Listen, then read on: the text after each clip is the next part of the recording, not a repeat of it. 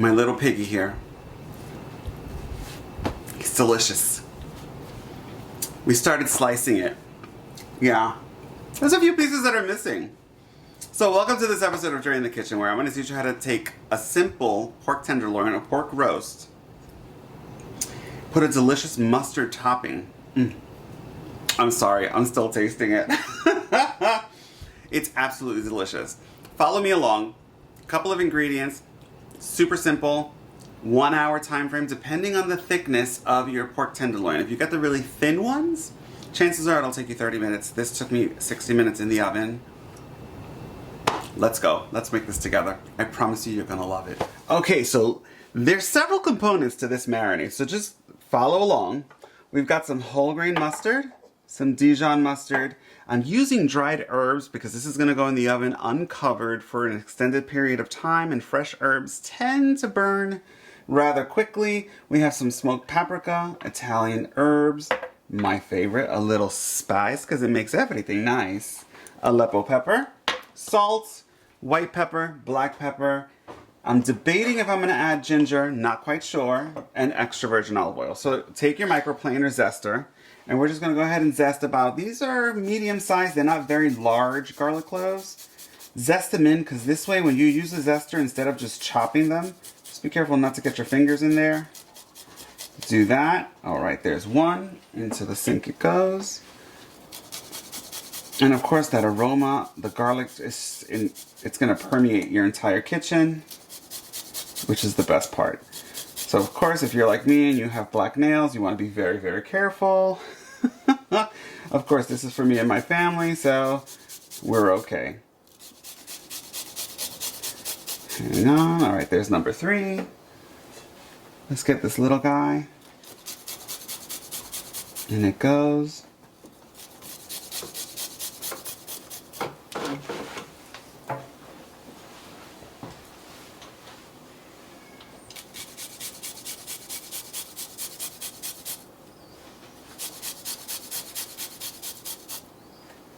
All right, there we are. Fantastic. To this, we have our trusty spoons here. Let's take a little bit.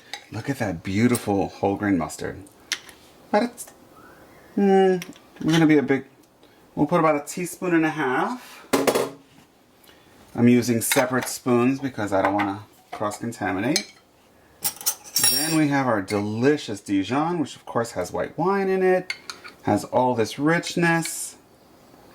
It's going to be probably about the same teaspoon, 1.5 teaspoons. Let's continue building our flavors. A little bit of dried parsley. This is organic parsley flakes. It's about 1 teaspoon's worth. Our smoked paprika. So let me show you this brand. It's called a Spice Affair. I found it.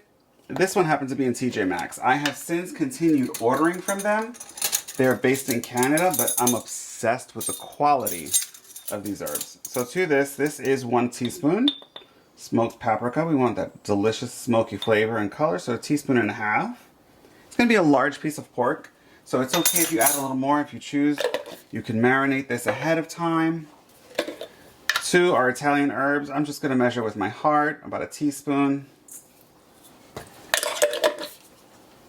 Aleppo pepper, measure with my heart.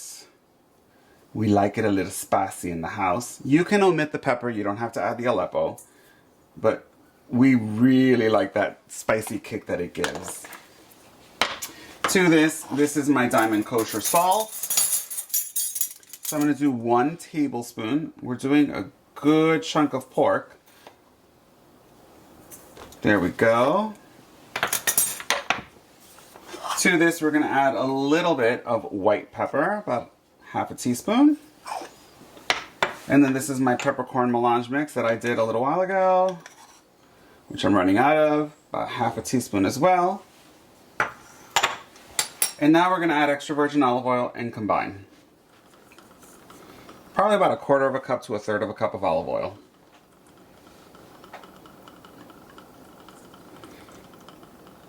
And this is the time I use good quality extra virgin olive oil. I order from the olive oil company. Fantastic new harvest syrup. I'm gonna use a whisk and let's combine. Look at how beautiful that looks. The color, the aromas, oh my goodness. So I did decide not to use the ginger. I'll use the ground ginger in one of my Asian marinades later on this week. So it is gonna need a little more olive oil, but before I do that, we have one clean spoon. Let's take a taste and see what's missing. Wow, that's amazing.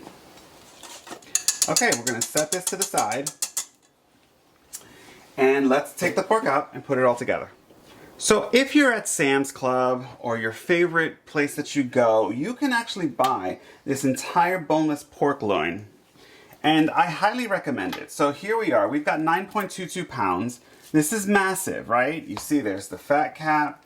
You've got all this beautiful, are we gonna make this entire thing? No.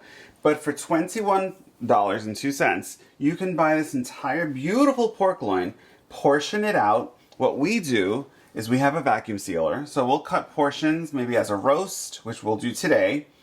The part that has more fat because that's what we want to render out. So I'll cut it, and then you can do these as individual pork chops. You can make them thin, you can make them thick, whatever you want. I highly recommend, if you cook a lot, you have a good sized family, even if you don't, we buy this on a regular basis because for the price point, when you go to your grocery store and you buy this large, packet of pork chops, boneless pork chops, it costs you almost the same amount sometimes. So you get, you get what you pay for. So if you find it, see it, what I'm going to do now is I'm going to go ahead and clean this up in my sink, and then I have to disinfect my sink. I will come back when I have the piece that we're going to marinate and put it in the oven. So we cleaned up that beautiful pork loin, and this is the piece. I'm leaving that little bit of fat. I took off some silver skin, all that beautiful stuff. So now what I'm going to do, clean hands. You can use gloves if you prefer. But now, here's the marinade. I know it's been sitting. It looks like a big gunk of goo. But when you taste it, oh my heavens, it is out of this world. And I'm literally, we're not wasting a single bit of this deliciousness. We'll rub it all over in just a moment. But I want every little nook and cranny of that bowl. All right, we'll set that into the sink using your hands. You could do a couple of things. So this is on here. We're gonna rub this with our hands. If you want, take a knife. This is I think Ivan's favorite thing in the world. Put little holes in it where you can get some of this love juice into your roast. Just a few holes, nothing too crazy. We're gonna create this beautiful crust on top. Take this here on the side. So there's options for you. You can put this in the fridge and let it sit, but we're kind of hungry. And create your beautiful coat. It's almost like it's got its own little armor of mustard and spices and all those beautiful things. So we're preheating our oven to 400 degrees. This will go in uncovered.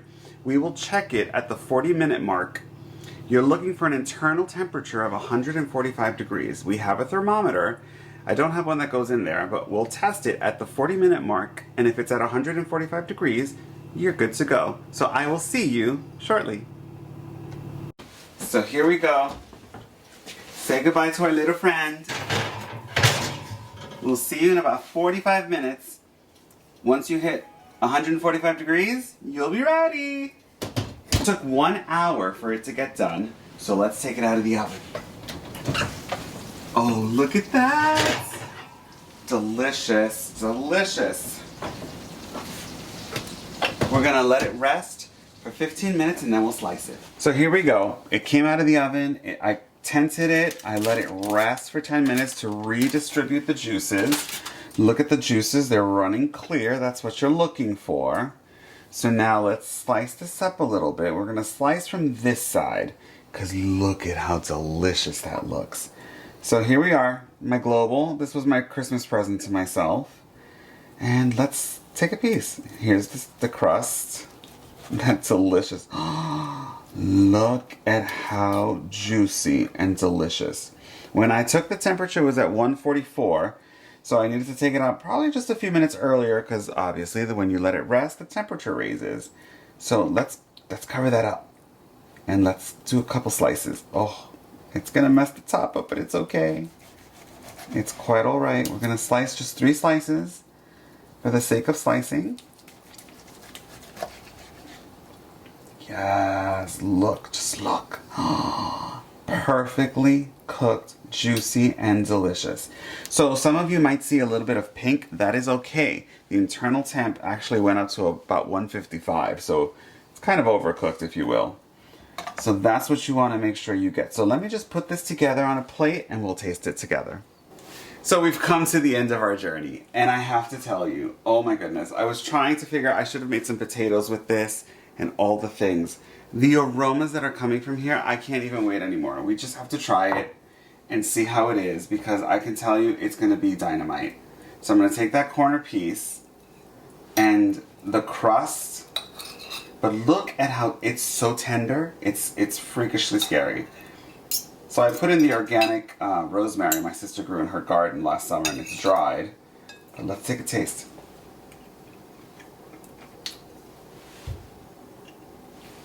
Y'all,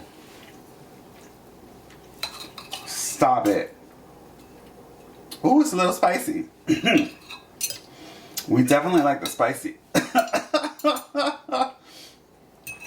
So I went a little crazy with the Aleppo pepper, because that's how we like it. Again, you can decide how spicy you want to make this. Wow.